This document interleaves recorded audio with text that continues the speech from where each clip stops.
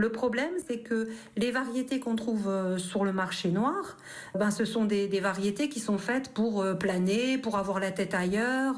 Et moi, c'est pas du tout ce qui me convient.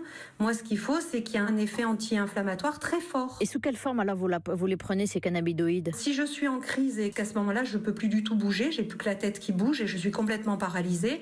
Donc là, je vaporise sous forme de vaporisation parce que je ne fume pas. Et là, ça fait effet très vite. À ce moment-là, je sens les douleurs, mais lointaines, comme s'il y avait un feutre, et ça me permet de les supporter. Et la fleur de cannabis, vous la procurez comment? C'est moi qui plante ça et qui cultive, qui récolte mes fleurs, et c'est là tout le problème, justement.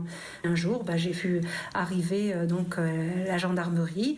C'était juste derrière eux, donc je pouvais pas le cacher. Et donc, je leur ai expliqué que j'étais malade, qu'on ne pouvait pas me soigner. Donc, j'ai justifié tout ça, mais ils m'ont quand même mis 2 ans de prison. Et donc, j'ai dû faire 3 expertises médicales pour prouver que mon état de santé n'était pas compatible avec la détention. Et donc, ils m'ont fait une dispense de peine. Je suis une délinquante, au vu de la loi, au vu des forces de l'ordre. Et tout le monde comprend. Les médecins me disent qu'ils approuvent, qu'ils voient les bienfaits, qu'ils sont tout à fait d'accord avec moi, qu'on serait au Canada, ils pourraient me le prescrire.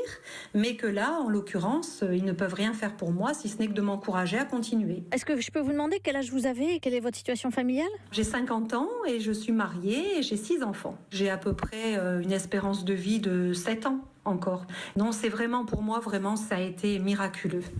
Par contre, ce que je regrette, c'est de mettre en danger ma famille, mon mari, et de risquer d'avoir à nouveau de gros problèmes, quoi. Ça, c'est vrai qu'on vit dans la peur tous les jours lorsque je suis obligée de me remettre au jardinage.